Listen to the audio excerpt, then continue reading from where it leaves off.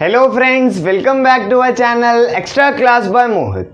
तो आज हम लोग कंटिन्यू करेंगे क्लास 10 केमिस्ट्री का chapter number 3 metals and non metals. तो ये मेटल्स एंड नॉन मेटल्स का 8th पार्ट है स्टूडेंट्स, और अगर आपने प्रीवियस 7 पार्ट्स नहीं देखे हैं तो do check out them first, और लिंक मैं आपको नीचे डिस्क्रिप्शन बॉक्स में भी दे दूंगा। तो आज हम बात करने वाले हैं students reaction of a metal with a non metal, यानी हम आज पढ़ने वाले हैं बेसिकली कि एक मेटल किस तरह रिएक्ट करता है एक नॉन मेटल के साथ, मेटल और नॉन मेटल आपस में किस तरह रिएक्ट करते हैं। तो आइए स्टार्ट करते हैं हमारा लेक्चर। इससे पहले कि हम रिएक्शन सीखे, आइए देख लेते हैं कुछ electronic configurations of some types of element. तो पहला टाइप है हमारा नोबल गैस। नोबल गैस का दूसरा नाम है students inert gas. Noble gas वो वाली गैस है जो आपको पीरियोडिक टेबल में ग्रुप 18 में मिलेगी, ग्रुप 18 में। और ये गैस की क्या कैरेक्टरिस्टिक होती है, ये इनर्ट गैसेस होती है, यानी ये नॉन रिएक्टिव गैस होती है। ये किसी के साथ रिएक्शन नहीं दिखाती। क्यों नहीं दिखाती, अभी हम वो भी सीखने वाले हैं। एग्जाम्पल है हमारा हीलियम, एटॉमिक नंबर 2। इसका इलेक्ट्रॉनिक कॉन्फ़िगरेशन क्या होगा, K-L-M-N शेल्स होते हैं हमारे इलेक्ट्रॉनिक कॉन्फ़िगरेशन में। जो K शेल होता है इसकी कैपेसिटी होती है 2 इलेक्ट्रॉन की, और बाकी जितने वो शेल्स होते हैं उनकी कैपेसिटी होती है 8 इलेक्ट्रॉन। स्टूडेंट्स अभी तक यही पढ़ा था हमने 9th में। ओके, K शेल में 2 आ गया, खत्म हो गया, आगे कोई भी इसके पास इलेक्ट्रॉन नहीं बचे, तो इसके इलेक्ट्रॉनिक कॉन्फ़िगरेशन है सिर्फ 2। ओके, और जो नियॉन है जिसका एटॉमिक नंबर 10 होता है, इसकी इलेक्ट्रॉनिक कॉन्फ़िगरेशन है 2,8। K शेल में 2 और L शेल में 8 स्टूडेंट्स।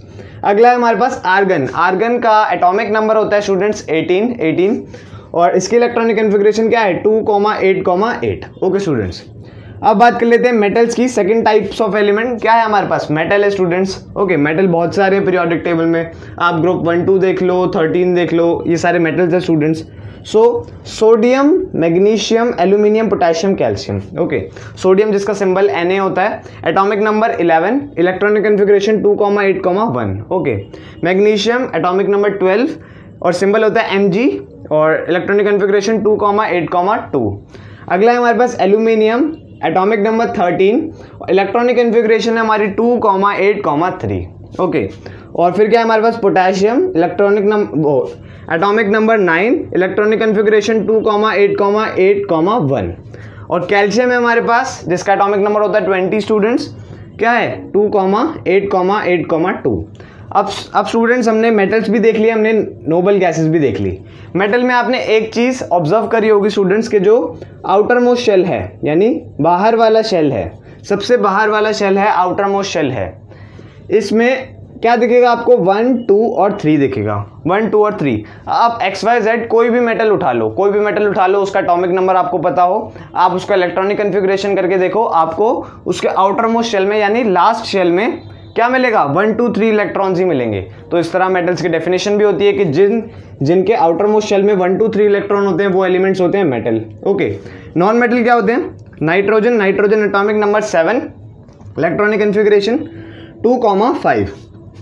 अगला है oxygen, atomic number 8, electronic configuration 2,6। Okay students, अगला है fluorine, atomic number 9, electronic configuration 2,9। और फिर सल्फर, एटॉमिक नंबर 16 और इलेक्ट्रॉनिक कॉन्फ़िगरेशन 2,8,6। और अगला है हमारे पास क्लोरीन, ये सारे नॉन मेटल्स हैं students, atomic number 17, electronic configuration 2,8,7 students. Okay, तो जो नॉन मेटल है इसमें आपने ऑब्जर्व किया होगा कि जो आउटर मोस्ट शेल है, जो उनकी आखिरी शेल है स्टूडेंट्स, आखिरी शेल, उसमें 5, 6, 7 आपको इलेक्ट्रॉन दिख रहे हैं। और एक केस और, अगर आप कार्बन ले लो जिसका एटॉमिक नंबर क्या होता है 6 होता है, तो इसके इलेक्ट्रॉनिक कॉन्फ़िगरेशन में आपको 2,4। तो आउटर मोस्ट शेल में 4 आ रहा है, यानी ये क्या है नॉन मेटल है। जिसके आउटर मोस्ट शेल में 4, 5, 6, 7 आ जाए वो होते हैं स्टूडेंट्स नॉन मेटल। ओके, अब ये जो आउटर मोस्ट शेल है स्टूडेंट्स, इनको वैलेंस शेल भी कहते हैं, वैलेंस शेल। और इस वैलेंस शेल में जितने इलेक्ट्रॉन्स होते हैं उसको कहते हैं students valence electron students. Okay, तो जैसे हमारी नोबल गैस है, इसके लिए आउटर मोस्ट शेल क्या है, ये पहला वाला ही आउटर मोस्ट है। नियॉन के लिए आउटर मोस्ट शेल क्या है, ये दूसरा वाला आउटर मोस्ट शेल, और आर्गन के लिए ये तीसरा वाला आउटर मोस्ट शेल। अब इनके आउटर मोस्ट शेल में 8 फिल्ड है, 8 फिल्ड है, मतलब इनकी जो शेल्स है वो पूरी तरह फिल्ड है, यानी पूरी तरह भरी हुई है। ओके, तो ऐसी इलेक्ट्रॉनिक कॉन्फ़िगरेशन को जिसके वैलेंस शेल में 8 इलेक्ट्रॉन हो, ऐसी इलेक्ट्रॉनिक कन्फिगरेशन को हम कहते हैं स्टेबल कन्फिगरेशन। स्टेबल कन्फिगरेशन यानी वो किसी के साथ रिएक्ट नहीं करेगी, वो अपने आप में पूर्ण है, अपने आप में संपूर्ण है, किसी के साथ रिएक्ट नहीं करेगी, और ये स्टेबल कन्फिगरेशन है। वो एलिमेंट हमारा स्टेबल है, वो नॉन रिएक्टिव है। तो जो हमारी नोबल गैसेज होती है वो किसी के साथ रिएक्ट नहीं करती, किसी के साथ रिएक्ट नहीं करती। क्यों? क्योंकि उनकी स्टेबल कन्फिगरेशन होती है। अब आप मुझसे बोलोगे कि जो हीलियम है इसका एटॉमिक नंबर 2 है और आउटर मोस्ट शेल में इसके 2 है, तो ये तो स्टेबल कन्फिगरेशन नहीं है। पर ऐसा नहीं है स्टूडेंट्स, हीलियम यहाँ पर हमारा एक्सेप्शन है, हीलियम एक्सेप्शन है। जो हीलियम है उसके केस में जो स्टेबल कन्फिगरेशन होती है वो आउटर मोस्ट शेल में 2 होती है, आउटर मोस्ट शेल में 2 होती है। कहने का मतलब ये है कि जो इनकी शेल्स है ना, इनकी लिमिट आप पूरी भर दो, इनको, इन शेल्स को पूरा भर दो, आप स्टेबल हो चुके हो, आप स्टेबल हो चुके हो अगर आप इनकी शेल्स को पूरा भर दो। हीलियम ने पूरा भर रखा है 2 और नियॉन ने भी पूरा भर रखा है Kl को, इसमें 2 पूरे, इसमें 8 पूरे, तो 10 हो गया। तो स्टेबल कन्फिगरेशन है इसमें। अब इस थ्योरी को स्टूडेंट्स ऑक्टेट थ्योरी भी कहते हैं। ऑक्टेट थ्योरी, जिसका पूरा नाम है लेविसन-कॉसल ऑक्टेट थ्योरी, ये क्या कहती है? Octet theory states that every element in periodic table has a tendency to attain stable configuration। यानी हर एलिमेंट चाहता है कि उसकी स्टेबल कन्फिगरेशन हो जाए। यानी मेरे कहने का मतलब है कि उसके आउटर मोस्ट शेल में 8 इलेक्ट्रॉन पूरे हो जाए, 8 इलेक्ट्रॉन आउटर मोस्ट शेल में पूरे हो जाए। और हर एलिमेंट चाहता है कि वो नोबल गैस की कन्फिगरेशन ले ले, है ना, क्योंकि नोबल गैस की कन्फिगरेशन कैसी होती है? स्टेबल होती है। यानी सीधी सी बात है कि हर एलिमेंट चाहता है कि वो स्टेबल हो, हर एलिमेंट स्टेबल होना चाहता है स्टूडेंट्स। ओके, सो मेटल के आउटर मोस्ट शेल में 1 2 3 होते हैं, यानी ये स्टेबल नहीं है, 8 इलेक्ट्रॉन नहीं है वैलेंस शेल में, तो ये अनस्टेबल है। और नॉन मेटल भी अनस्टेबल है क्योंकि आउटर मोस्ट शेल में 8 इलेक्ट्रॉन नहीं है स्टूडेंट्स।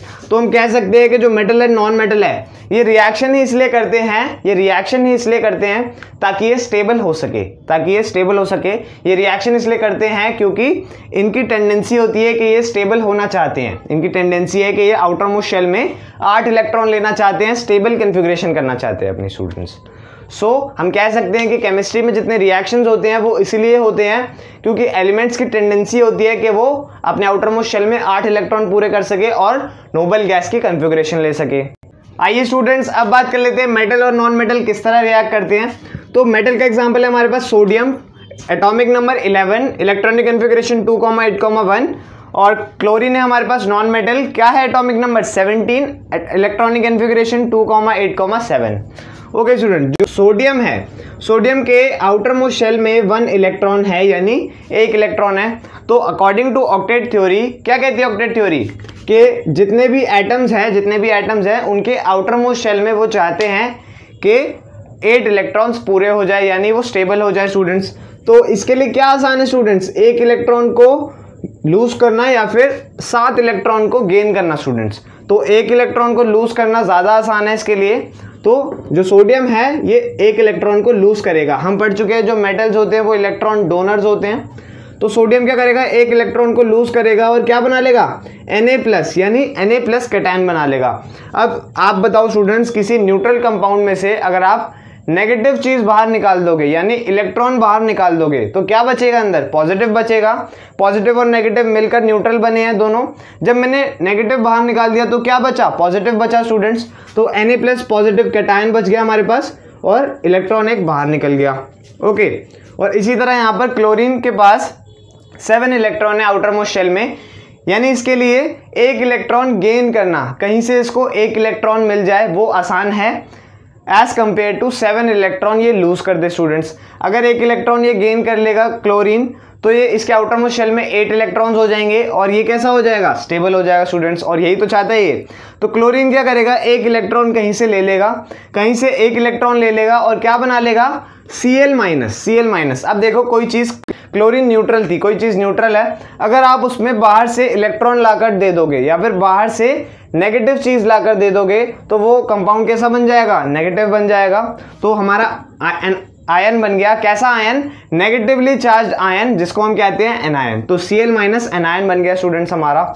अब क्या होता है? सोडियम के पास जो आउटर मोस्ट शेल है 1 इलेक्ट्रॉन है, मैंने बना दिया आउटर मोस्ट शेल में, और जो क्लोरीन है इसके आउटर मोस्ट शेल में 7 इलेक्ट्रॉन है, 7 इलेक्ट्रॉन मैंने बना दिया यहाँ पर।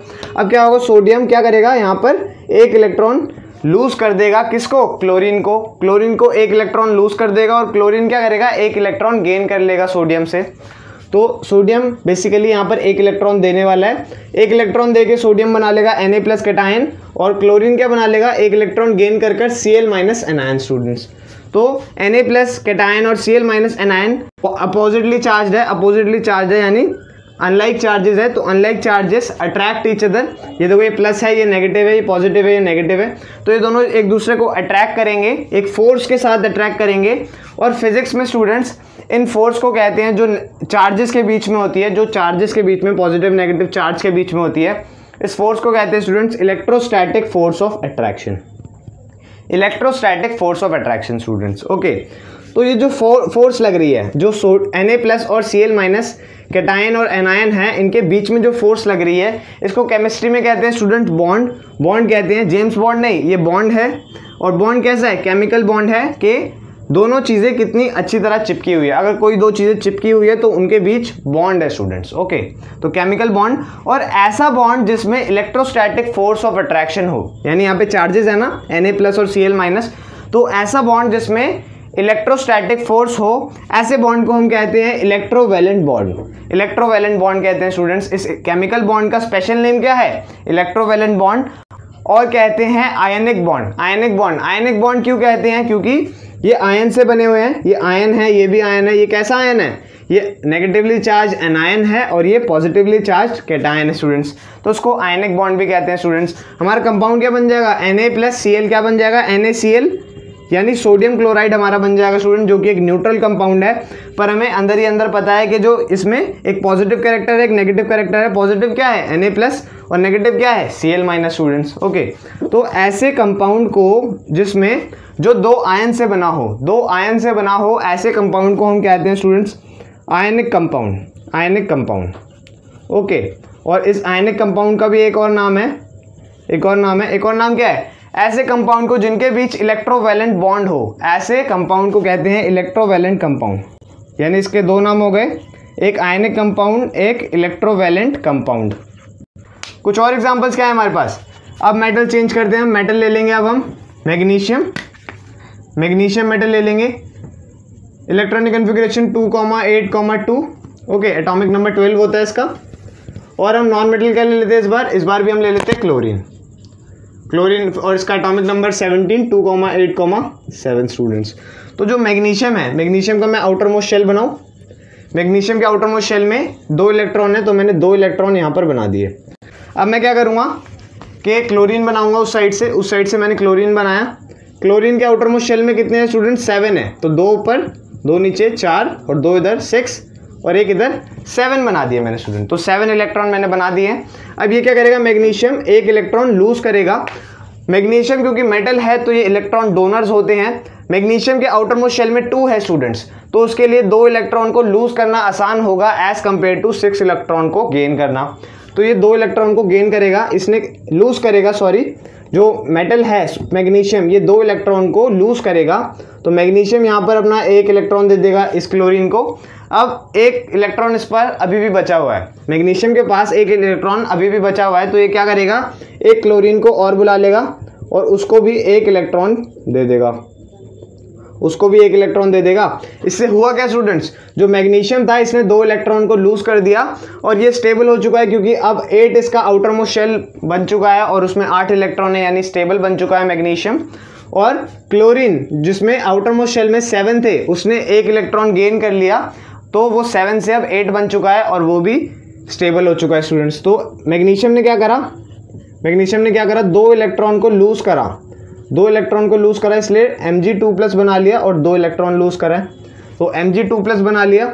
और अगर पिछले वाले केस में जो सोडियम था उसने 1 इलेक्ट्रॉन लूज करा था, इसलिए उसने Na+ बनाया था, और उसने 2 इलेक्ट्रॉन लूज करे तो Mg2+ बनाया, इसे भी कैटायन कहते हैं स्टूडेंट्स। और क्लोरीन का तो हम देख ही चुके हैं, क्लोरीन में जब हम 1 इलेक्ट्रॉन ऐड करते हैं तो क्या बनता है, Cl- एनायन बनता है स्टूडेंट्स। तो हमारा कंपाउंड है वो कैसा बनेगा स्टूडेंट्स, एक मैग्नीशियम कितने क्लोरीन के साथ रिएक्ट करा है, एक मैग्नीशियम रिएक्ट करा है स्टूडेंट्स दो क्लोरीन के साथ, तो एक मैग्नीशियम में कह सकता हूँ 2 Cl2 के साथ रिएक्ट करा है। तो हमारा कंपाउंड बन चुका है स्टूडेंट्स, कंपाउंड बन चुका है MgCl2 magnesium chloride. Magnesium chloride यहाँ पर 2 क्यों आया? क्योंकि जो मैग्नीशियम है उसकी वैलेंसी 2 होती है, उसकी वैलेंसी 2 है, तो क्रॉस मल्टीप्लाई आपको याद आ रहा है, क्रॉस मल्टीप्लाई करते हैं, मैग्नीशियम की वैलेंसी 2+ और क्लोरीन की वैलेंसी 1-, तो क्रॉस मल्टीप्लाई करके MgCl2, तो आज हमने वो भी देख लिया। तो MgCl2 मैग्नीशियम क्लोराइड, ऑल्दो हमें बाहर से न्यूट्रल दिख रहा है पर अंदर ही अंदर हमें पता है कि इसके अंदर एक केटायन है और एक एनायन है, यानी एक पॉजिटिव चार्ज है, एक नेगेटिव चार्ज है। पॉजिटिव है Mg2+ और नेगेटिव है Cl- स्टूडेंट्स। ओके, तो ये न्यूट्रल कंपाउंड है, इसको भी कहते हैं स्टूडेंट्स हम आयनिक कंपाउंड, क्योंकि आयन से बना हुआ है। और क्या कहते हैं इसको? इलेक्ट्रोवैलेंट कंपाउंड भी कहते हैं। तो हमें पता चल गया कि जो मेटल्स है और नॉन मेटल्स है ये दोनों रिएक्ट करते हैं। ये जब दोनों रिएक्ट करते हैं तो क्या बनाते हैं? ये इलेक्ट्रोवैलेंट कंपाउंड बनाते हैं, या हम कह सकते हैं आयनिक कंपाउंड बनाते हैं। इलेक्ट्रोवैलेंट कंपाउंड बनाते हैं, या हम कह सकते हैं आयनिक कंपाउंड बनाते हैं स्टूडेंट्स। ओके, और इसके क्या एग्जांपल है? और है हमारे पास मेटल, कैल्शियम मेटल है हमारे पास। और नॉन मेटल क्या है? कुछ चेंज करते हैं, ऑक्सीजन ले लेते हैं, तो मेटल है हमारे पास कैल्शियम, एटॉमिक नंबर 20 2,8,8,2। ओके, और नॉन मेटल है हमारे पास oxygen, atomic number 8 2,6। Okay students, so calcium के पास आउटर मोस्ट शेल में 2 इलेक्ट्रॉन है, इसके लिए भी 2 इलेक्ट्रॉन लूज करना आसान होगा, तो ये क्या करेगा? 2 इलेक्ट्रॉन को लूज कर देगा और Ca2+ बना देगा, सेम एज मैग्नीशियम, 2 इलेक्ट्रॉन को लूज करके। तो कैल्शियम का जो यहाँ पे है, मैं आउटर मोस्ट शेल में 2 इलेक्ट्रॉन डाल देता हूँ, 2 इलेक्ट्रॉन मैंने डाल दिए यहाँ पर। ओके, और जो ऑक्सीजन है, ऑक्सीजन का केस देख लेते हैं अब। ऑक्सीजन के आउटर मोस्ट शेल में 6 इलेक्ट्रॉन है, तो इसके लिए क्या आसान है स्टूडेंट? 6 इलेक्ट्रॉन को लूज कर देना या फिर 2 इलेक्ट्रॉन को गेन कर लेना, ताकि ये 8 बन जाए जो इसका आउटर मोस्ट शेल है और ये स्टेबल हो जाए स्टूडेंट्स। तो ये क्या करता है? 2 इलेक्ट्रॉन को गेन कर लेता है, किसी से 2 इलेक्ट्रॉन छीन लेता है और खुद स्टेबल हो जाता है। तो ऑक्सीजन क्या करेगा? हमारा 2 इलेक्ट्रॉन को गेन कर लेगा और क्या बना देगा? O2- एनायन बना देगा, O2- एनायन बना देगा, एनायन यानी नेगेटिवली चार्ज आयन। तो यहाँ पर मैं ऑक्सीजन बना लेता हूँ। क्या है? कितने इलेक्ट्रॉन? 6 है, 1 2 3 4 5 6, तो 6 इलेक्ट्रॉन मैंने बना दिए। अब जो कैल्शियम था जिसके पास 2 इलेक्ट्रॉन थे, ये क्या करेगा? अपने दोनों के दोनों इलेक्ट्रॉन किसको दे देगा? ऑक्सीजन को दे देगा, क्योंकि ऑक्सीजन के पास 2 जगह खाली है और उसको 2 इलेक्ट्रॉन चाहिए अपने इलेक्ट्रॉनिक कन्फिग्रेशन को स्टेबल बनाने के लिए। तो ये अपने दोनों इलेक्ट्रॉन को उसको दे देगा, ऑक्सीजन को। ऑक्सीजन स्टेबल हो गया, 6 में जब मैंने 2 इलेक्ट्रॉन प्लस करे तो 8 इलेक्ट्रॉन हो गया। ऑक्सीजन स्टेबल हो गया और कैल्शियम भी स्टेबल हो गया, क्योंकि उसने 2 इलेक्ट्रॉन को लूज कर दिया। 2,8,8 उसका इलेक्ट्रॉनिक कन्फिग्रेशन हो गया। तो हमारा कंपाउंड बन जाएगा CaO, कैल्शियम ऑक्साइड। इन दोनों कंपाउंड, ये कैल्शियम Ca2+ कैटायन था और O2- एनायन था, इनके बीच का जो फोर्स है उसको केमिस्ट्री में कहते हैं बॉन्ड, और इसको कहते हैं केमिकल बॉन्ड। और इस केमिकल बॉन्ड का स्पेशल नेम है इलेक्ट्रोवैलेंट बॉन्ड, क्योंकि ये चार्जेस के बीच में अट्रैक्शन है, चार्जेस के बीच के अट्रैक्शन को कहते हैं इलेक्ट्रोस्टैटिक फोर्स ऑफ अट्रैक्शन। और क्योंकि ये आयन से बने हैं, एक कैटायन यानी पॉजिटिव आयन और एक एनायन यानी नेगेटिव आयन, तो इसको आयनिक बॉन्ड भी कहते हैं स्टूडेंट्स। और हमें बाहर से कैल्शियम ऑक्साइड जो है वो न्यूट्रल दिख रहा है, पर हमें अंदर ही अंदर पता है कि कैल्शियम किससे बना है? 2+ कैटायन और O2- anion. Okay students, so that's all for today's guys. If you have any query then let me know in the comment section and I'll talk to you there. And if you found this video helpful for yourself, so do give this video a big thumbs up और इस video को share कर देना यार, और ऐसी more videos देखने के लिए हमारे चैनल को सब्सक्राइब करें। So that's all for today's guys, until the next video keep practicing, keep learning. I am Mohit and I thank you so much for watching.